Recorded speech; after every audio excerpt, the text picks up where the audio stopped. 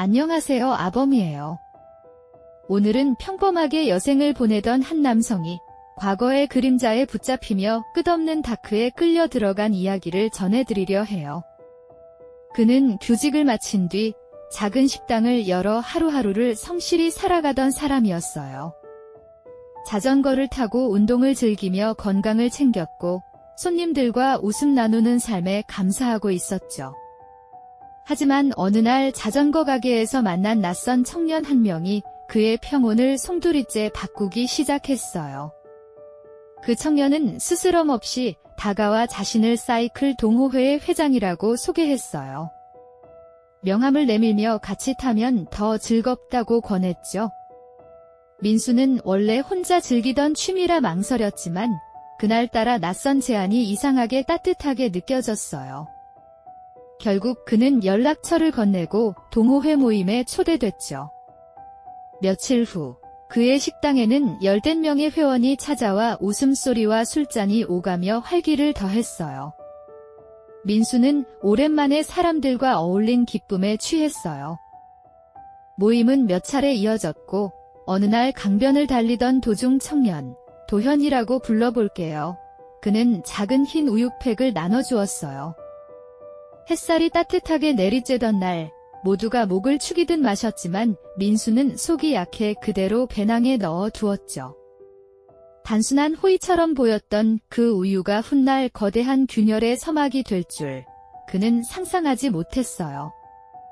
우연처럼 다가온 인연이 사실은 오래 준비된 함정이었다는 사실은 아직 드러나지 않았죠. 그날 저녁 동호회 몇 명이 식당으로 모였고 술자리는 늦은 밤까지 이어졌어요.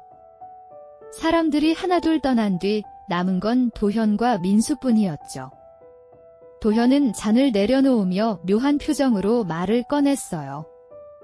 선생님, 잠깐 이야기 좀 여쭤봐도 되겠습니까? 평소와는 다른 낮은 목소리였어요. 민수는 그저 호기심이 동해 커피 한 잔을 내주며 자리에 앉혔죠. 그 순간부터 대화의 무게가 달라지기 시작했어요.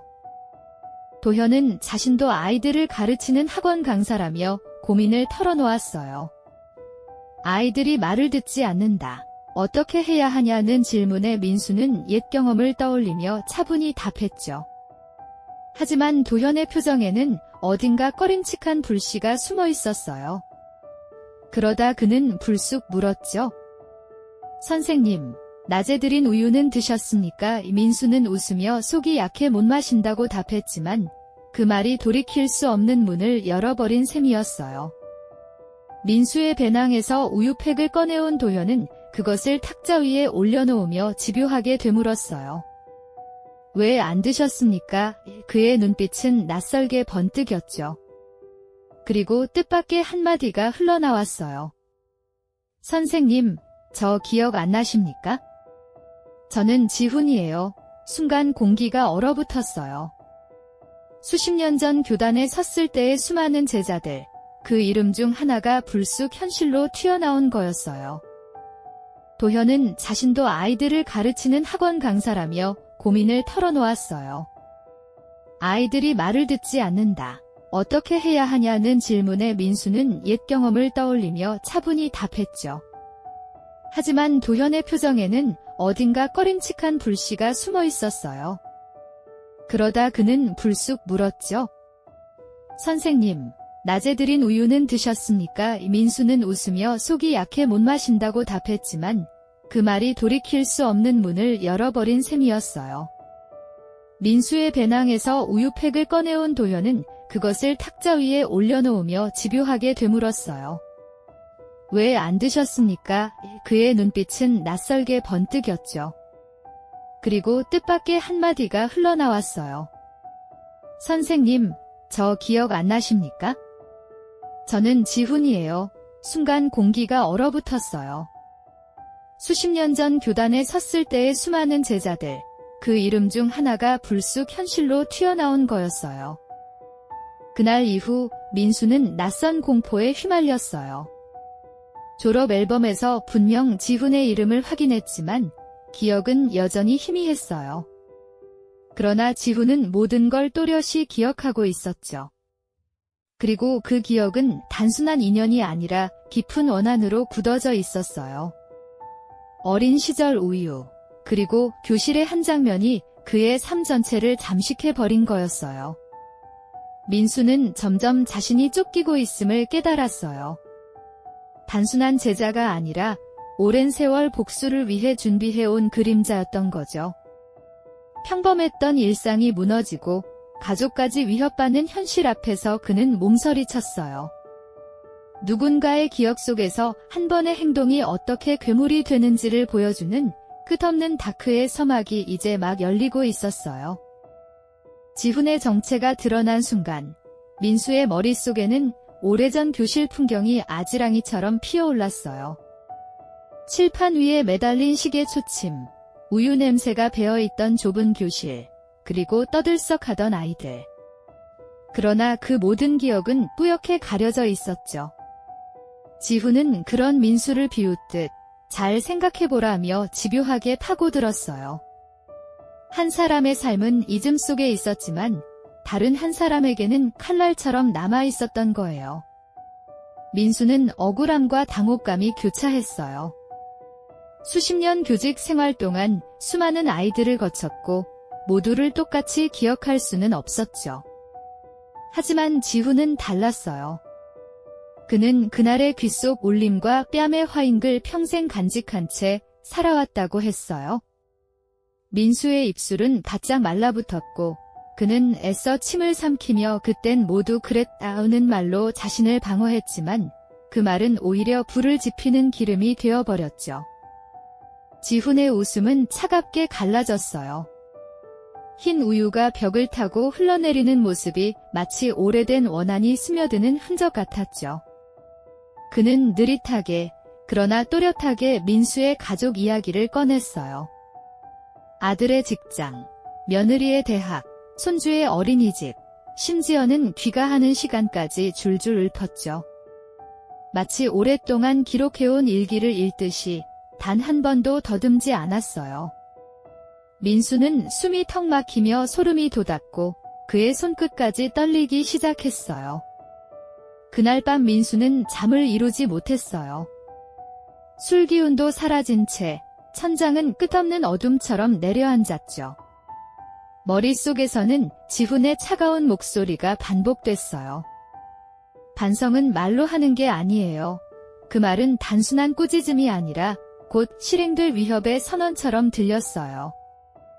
창문 너머 바람이 흔드는 간판 소리조차 낯선 발자국처럼 들려왔고 민수는 온몸을 떨며 새벽을 버텼어요. 다음 날 민수는 오랜 학교를 찾아갔어요. 졸업 앨범을 펼쳐본 순간 작은 흑백 사진 속 지훈의 얼굴이 눈에 들어왔죠. 앳된 미소와 어딘가 굳은 표정이 섞여있는 모습이었어요. 기억이 또렷하게 돌아오진 않았지만 지훈의 말이 허상이 아님을 인정할 수밖에 없었어요. 그 순간 민수의 가슴 한켠이 무겁게 내려앉았고 자신이 모른 척하며 지나쳐온 시간이 한꺼번에 죄책감처럼 밀려왔어요. 며칠 뒤 민수의 아들이 회사 근처에서 정체 모를 괴한에게 습격당했어요. 마스크를 쓴 남자가 다가와 이유도 없이 뺨을 내리쳤다는 거예요. 단순한 폭행으로 끝났지만 민수는 직감했어요. 지훈이 보내는 경고였죠. 아들의 얼굴에 남은 붉은 자국은 단순한 상처가 아니라 너도 이제 표적이다라는 암시 같았어요. 민수는 숨이 막히듯 가슴을 움켜쥐었죠. 그리고 얼마 지나지 않아 지훈이 다시 식당을 찾아왔어요. 그는 태연하게 웃으며 전화는 왜 거절하셨냐고 묻더군요. 손님이 남아있던 탓에 민수는 억눌린 분노로 그를 밖으로 불러냈어요. 그러나 골목길에 서자 지훈은 돌변했어요. 그의 소나기는 집요하게 민수의 멱살을 움켜쥐었고 눈빛은 끝없는 다크로 가득했어요. 당신은 이미 선택지를 잃었어요. 그 순간 민수는 자신이 더 이상 평범한 삶으로 돌아갈 수 없음을 직감했죠. 지훈은 민수를 건물 뒤편으로 끌고 갔어요. 외등 불빛 하나 없는 어두운 공간, 축축한 바람이 스며드는 그곳은 마치 오랫동안 준비된 무대 같았죠. 지훈은 잔인하게도 민수의 과거를 하나하나 꺼내 보이며 몰아붙였어요. 그날의 우유, 그날의 뺨, 그날의 눈물, 그의 목소리는 메아리처럼 울렸고 민수의 귀를 파고들며 기억을 강제로 꺼내게 만들었어요. 민수는 끝내 무너졌어요. 그땐 다 그랬다 는 말조차 스스로를 더 올가맬 뿐이었죠. 지훈의 분노는 단순한 원망이 아니었어요. 어머니를 잃게 된 원인이 촌지였음을, 그리고 그 굴레의 한 축에 민수가 있었다는 사실을 고발하는 증언이었죠. 민수의 가슴은 철렁 내려앉았고 무릎은 힘을 잃은 듯 흔들렸어요. 그는 자신이 가르친 아이의 상처 위에 무심히 지나쳐온 세월을 처음으로 마주하고 있었죠. 지훈의 목소리는 마지막 칼날처럼 깊게 파고들었어요. 선생님, 당신은 편히 노년을 보낼 자격이 없어요. 그 말과 함께 민수의 세계는 무너져 내렸죠. 작은 식당, 사이클, 손주의 웃음. 모든 평범한 일상이 거대한 공포 속에 휘말려 버렸어요. 한 사람의 기억 속에 박힌 한 장면이 수십 년을 돌아 이제는 피할 수 없는 심판이 되어 찾아온 거였죠. 민수는 더 이상 숨을 곳조차 없다는 걸 깨닫고 말았어요. 민수는 두 손으로 얼굴을 감싸주며 버티고 있었어요. 하지만 지훈의 말은 멈추지 않았죠. 그는 어린 시절 교실 앞에서 울며 맞던 기억을 차갑게 읊조렸어요. 내 얼굴이 퉁퉁 부어 집에 돌아갔을 때 엄마가 왜 그렇게 울었는지 아십니까? 민수의 심장은 무겁게 내려앉았어요. 그날의 매질이 단순한 훈육이 아니었음을, 그 뒤에 어머니의 무리한 노동과 결국 찾아온 교통사고까지 이어졌음을 그는 이제야 깨닫고 있었죠. 지훈의 눈동자는 짙은 어둠으로 가득 차 있었어요. 당신이 내 삶을 송두리째 부숴버렸어요. 그 순간부터 제 목표는 하나였죠. 반드시 되갚는다. 그는 담담히 말했지만 그 담담함이 더 소름을 끼치게 했어요. 오랜 세월 동안 키워온 분노는 더 이상 불꽃이 아니라 차갑게 식은 쇠처럼 단단해져 있었어요. 민수는 말을 잇지 못하고 무거운 침묵만이 두 사람 사이에 내려앉았죠. 시간은 흘러도 지훈은 흔들리지 않았어요. 그는 민수가 정년퇴임을 하고 식당을 여는 것까지 지켜봤다고 했어요. 우연처럼 위장된 만남조차 사실은 치밀한 계획의 일부였죠. 사이클 동호회, 회식, 우유팩. 모든 건 지훈이 깔아놓은 판이었어요. 민수는 이제서야 알았어요. 자신이 아무렇지 않게 건넨 명함 하나가 상대에게는 복수의 초대장이었다는 사실을요. 민수는 무릎이 풀려 주저앉고 싶었지만 자존심과 두려움이 동시에 그를 붙잡았어요. 그는 겨우 입을 열어 미안하다고 말했어요. 하지만 지훈의 반응은 비웃음뿐이었죠. 반성은 말로 하는 게 아닙니다. 선생님, 그 말에 민수의 눈앞은 다시 아득해졌어요. 어쩌면 사과조차 허락되지 않는 자리라는 걸 이제야 실감한 거예요. 며칠 뒤, 민수의 몸과 마음은 점점 무너져 갔어요. 손주의 웃음소리가 들려도 그 웃음 뒤에 숨어있는 위협이 떠올라 가슴이 철렁 내려앉았죠. 지훈이 읊었던 가족들의 동선이 떠올라 식당 문을 열 때마다 그는 두려움에 휩싸였어요. 밤마다 창문 너머의 그림자가 그를 짓눌렀고 담배 연기 속에서도 지훈의 낮은 목소리가 맴돌았어요. 선생님, 아직 반성은 시작도 안 했습니다. 결국 민수는 지쳐갔어요. 그는 술잔을 붙잡고 스스로를 위로하려 했지만 잔속의 액체는 도리어 공포를 비추는 거울이 되었어요. 작은 소리에도 벌떡 일어나고 낯선 발자국 소리에 심장이 뛰었죠.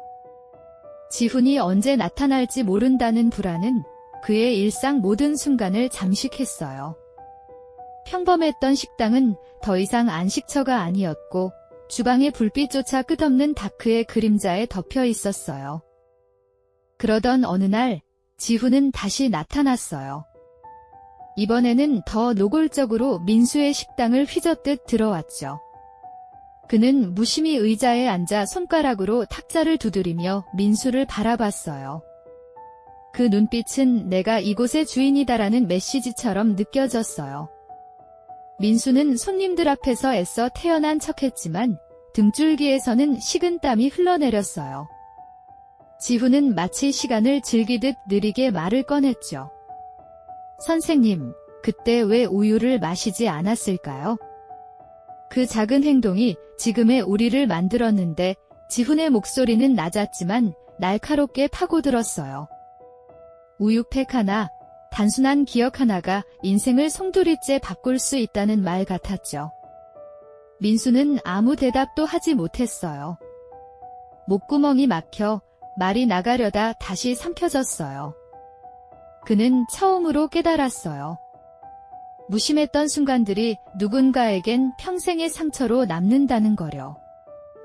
지훈은 자리에서 일어나더니 민수의 어깨를 툭 치고 지나갔어요.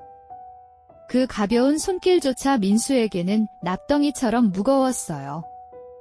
문이 닫히는 순간까지 그의 등 뒤에서 차가운 기운이 흘러나오는 것 같았죠. 민수는 의자에 털썩 주저앉으며 손을 떨었어요. 이제 어디까지 가려는 거냐? 하지만 답은 이미 정해져 있었어요. 지훈의 복수는 아직 시작에 불과했죠. 민수는 결국 경찰서 앞까지 갔어요. 신고를 해야겠다는 생각이 수없이 머리를 스쳤죠. 하지만 지훈의 경고가 귓가에 메아리 쳤어요. 내가 잡히는 날, 내 가족은 끝없는 강을 건너게 될 거다. 문 앞에 서 있던 민수의 발걸음은 끝내 안으로 들어가지 못했어요.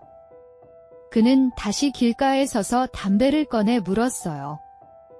불빛에 비친 그의 얼굴은 수십 년 교단에서 느끼던 자신감이 아닌 끝없는 두려움과 죄책감으로 일그러져 있었죠. 민수는 더 이상 견디지 못했어요. 새벽의 식당은 적막했고 시계 초침 소리가 심장을 찌르듯 들려왔어요. 그는 결국 지훈에게 전화를 걸었죠. 떨리는 목소리로 가게로 와 달라오는 말을 남겼어요.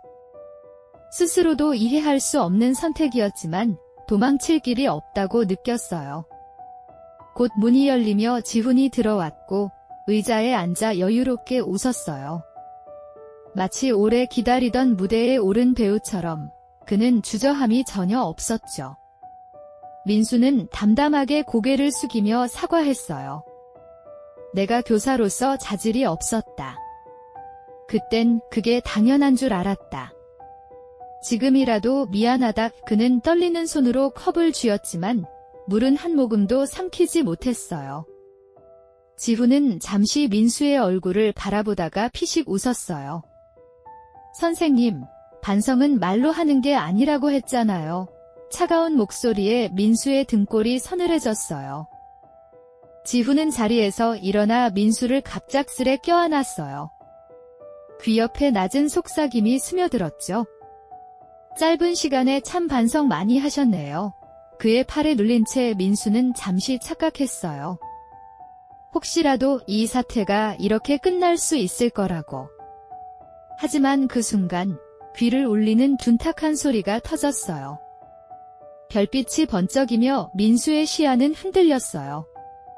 지훈의 손이 그의 뺨을 무자비하게 가격한 거였어요.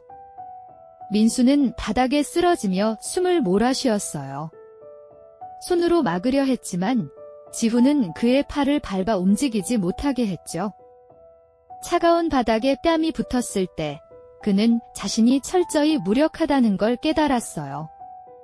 뺨에 남은 열기와 귀를 울리는 메아리는 단순한 통증이 아니라 과거로 끌려가는 족쇄 같았어요. 그는 소리쳤어요. 사람 살려. 하지만 답은 메아리뿐이었어요. 지훈은 민수를 향해 야구 배트를 집어들었어요. 반짝이는 금속이 형광등 불빛을 받아 번뜩였어요. 민수는 그 순간 생명의 위협을 직감했죠. 그만해. 제발. 그러나 지훈은 냉정하게 고개를 저었어요. 당신은 두 다리로 편히 걸으며 살면 안 돼요. 곧 이어진 무거운 충격은 뼈를 울리는 진동처럼 온몸을 덮쳤어요. 민수는 절규를 삼킨 채 벽에 몸을 기대었어요. 그는 더 이상 버틸 수 없었어요. 두 다리가 힘없이 꺾이며 몸이 무너져 내렸죠. 숨을 고르려 했지만 지훈의 그림자는 여전히 위에서 내려다보고 있었어요. 신고하세요. 상관없습니다. 다만 당신 가족은 그날부터 편히 잠들지 못할 겁니다. 그 차가운 선언은 어떤 구타보다 깊은 상처로 남았어요. 민수는 눈물이 흐르며 속으로 중얼거렸어요. 제발 내 자식만은? 지훈이 문을 나서는 순간 민수는 기어가듯 그의 바짓자락을 붙잡았어요. 절망이 목소리에 묻어 있었어요. 제발 아들만은 건드리지 마라. 내가 잘못했다. 지훈은 잠시 멈춰서더니 눈시울이 붉어진 얼굴로 그를 내려다봤어요. 내 자식은 그렇게 소중하면서 우리 엄마는 왜 그렇게 가벼웠을까요? 그의 눈빛은 분노와 슬픔이 뒤섞여 있었고 그 말은 민수의 심장을 깊게 파고들었어요. 문이 닫히고 정막이 찾아왔을 때 민수는 무너져 버렸어요. 그는 아들에게 전화를 걸어 낯선 사람에게 절대 문 열지 말라고 떨리는 목소리로 당부했죠. 아들은 이유를 묻고 싶었지만 민수는 설명할 수 없었어요. 단지 두려움에 떨며 간절히 부탁할 뿐이었죠. 수학이 넘어 아들의 목소리마저 지훈의 그림자처럼 겹쳐 들렸어요. 민수는 병원에 실려갔어요. 의사는 몸 곳곳의 상처를 확인하며 이건 단순한 사고가 아니다라고 했죠. 경찰에 신고까지 이어졌지만 민수는 끝내 지훈의 이름을 말하지 않았어요. 이유는 두 가지였어요. 하나는 두려움, 다른 하나는 일말의 죄책감이었죠. 그는 속으로 생각했어요. 내가 지은 죄라면 여기서 끝내는 게 맞을지도. 그러나 마음 한편에서는 자식과 손주를 지켜야 한다는 절규가 여전히 요동쳤어요. 시간은 흘렀지만 민수의 몸은 예전처럼 회복되지 않았어요. 걸음을 옮길 때마다 다리에서 묵직한 통증이 올라왔고 운동은 더 이상 불가능했죠. 식당도 예전의 활기를 잃었어요. 그 속에서 그는 오랫동안 지훈의 얼굴을 잊을 수 없었어요. 문득문득 거울 속 자신의 눈빛마저 지훈과 닮아 있는 것처럼 느껴졌어요. 죄책감과 두려움은 민수의 일상을 더욱 옥죄었죠. 결국 민수는 어두운 길을 찾아갔어요. 불법적으로 사람을 처리해준다는 소문이 돌던 곳이었죠. 그는 떨리는 손으로 의뢰를 하려 했지만 상대는 단호했어요. 이런 건 결국 다 드러납니다. 우리도 손대지 않습니다. 그 말은 오히려 민수를 더 깊은 절망에 빠뜨렸어요. 그는 자신이 더러운 방법에까지 의존하려 했음을 깨달으며 고개를 떨궜어요.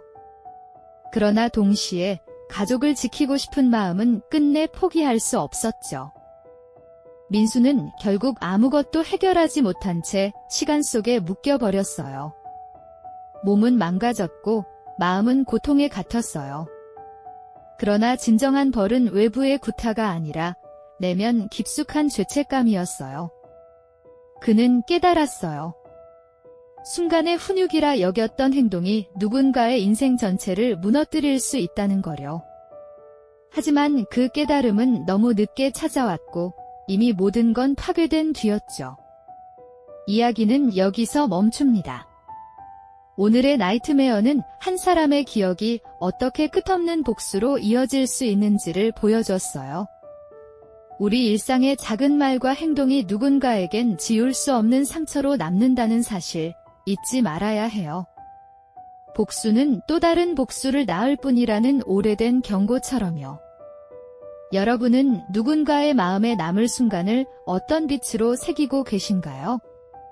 오늘도 끝없는 다크 속에서 우리는 잊지 말아야 할 교훈을 마주한 거예요.